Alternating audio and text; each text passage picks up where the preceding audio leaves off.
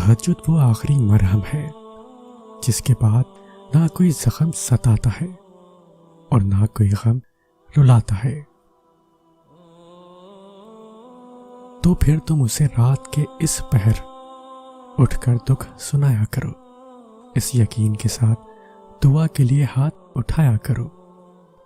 الفاظ نہیں ملتے تو بے بہا آنسو بہایا کرو اور اس کو بتایا کرو کہ ابھی بھی منتظر ہو تم اس کے ایک کن کے، ابھی بھی معجزوں کی راہ تکتے ہو۔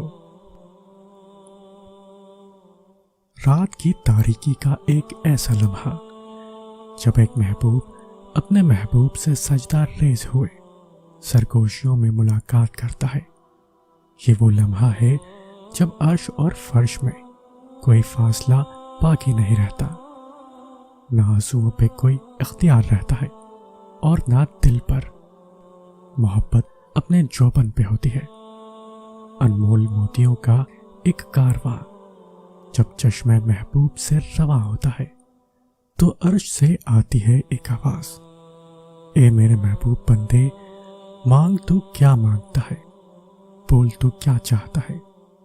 الفاظ لب سے نکلتے ہی عرش سے آتی ہے کن کی صدا۔ اور تہجد کی طاقت تو ایسی ہے کہ زندگی دنوں میں بدل جاتی ہے اور کبھی کبھار تو لمحوں میں۔ رات کے پہر جب ساری دنیا نیند کے آغوش میں ہو اور آپ اللہ کی عبادت میں مشغول ہو، تہجد میں آنکھ سے بہنے والا ہر آنسو رب سے دعاؤں پر کن کہنے کی سفارش کرتا ہے۔ حضور نبی کریم صلی اللہ علیہ وسلم جب تہجد کے لیے رات میں اٹھتے تو اپنا دہن شریف کو مسواک سے ملتے۔ جب تم اپنی نیند قربان کر کے اس کے در پہ جاتے ہو تو کیا تمہیں وہ خالی ہاتھ لوٹائے گا؟ نکال دو اپنے دل سے ہر وسوسے کو، وہ اپنے بندے کو کبھی خالی ہاتھ نہیں بھیجے گا۔ تہجد تو اس نصیب سے بھی لڑ جاتی ہے جس کے سامنے تمہاری دعائیں بے بس ہو جاتی ہیں۔ تہجد کا پہلا سجدہ ہی غم کا آخری سجدہ ہوتا ہے۔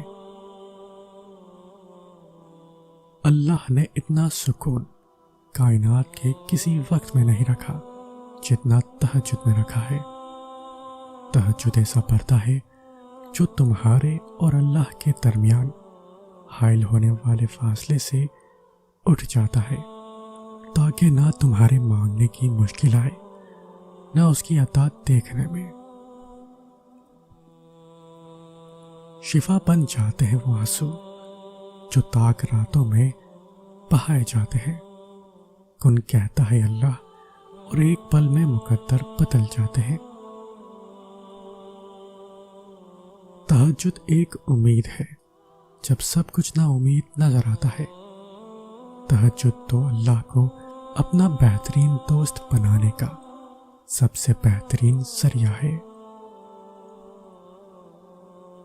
اللہ آپ کا انتظار کر رہا ہے، یقین جانیے یہ درد کا ڈھیر، انگنت آرزو، یہ تمہارے غم اور تمہاری ہر دعا کا جواب رات کے 1/3 حصے میں ملے گا۔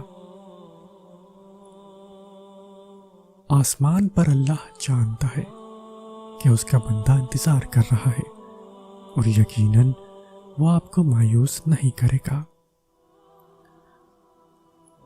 تہجد ایسا مرہم ہے جس کے پاس ہر چوٹ کا علاج موجود ہے، بس تمہیں یقین رکھنا ہے، پھر وہ زخم بھی بھر جائیں گے جو تمہیں لگتا ہے کہ کبھی بھر نہیں سکتے، اور وہ قصے بھی مکمل ہو جائیں گے جو تمہیں لگتا ہے کہ انہیں کوئی مکمل نہیں کر سکتا۔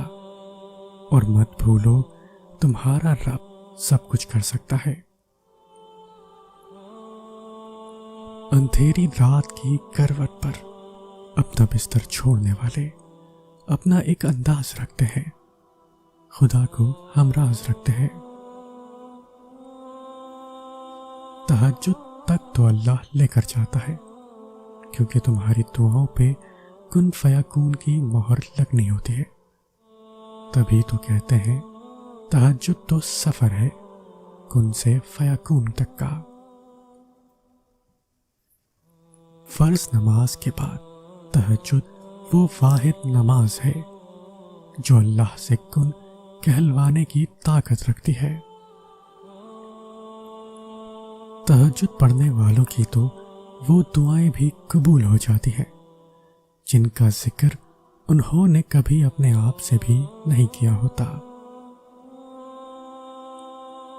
رات کی تنہائیاں اللہ کے ساتھ ہی تو کٹتی ہیں۔ تہجد ہم جیسوں کے لیے اس کا خاص تحفہ ہے۔ جب انسان خود کو گنوا کر اللہ پاک کو ڈھونڈنے لگتا ہے، یہ وہ مرحلہ ہوتا ہے جہاں محبتوں کی طلب نہیں رہتی، بس محبت بنانے والے کی جستجو لگ جاتی ہے۔ بات یہ ہے کہ محبت تو سب کو مل جاتی ہے، مگر تڑپ کسی کسی کو نصیب ہوتی ہے، اور جس کو یہ تڑپ نصیب ہو جاتی ہے اس کا نصیب اللہ بن جاتا ہے۔ بس پھر معاملہ کن کی حدود سے بھی آگے نکل آتا ہے، اور جو نہیں ہونا ہوتا وہ بھی ہو جاتا ہے۔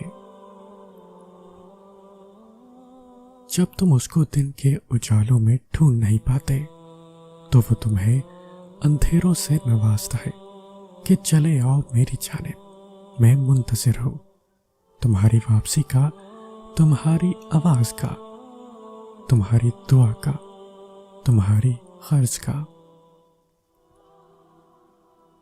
وقت تہجد آسمان کی جانب دیکھو تو محسوس ہوتا ہے جیسے ساری کائنات صبر کے رنگوں سے سجائی گئی ہے۔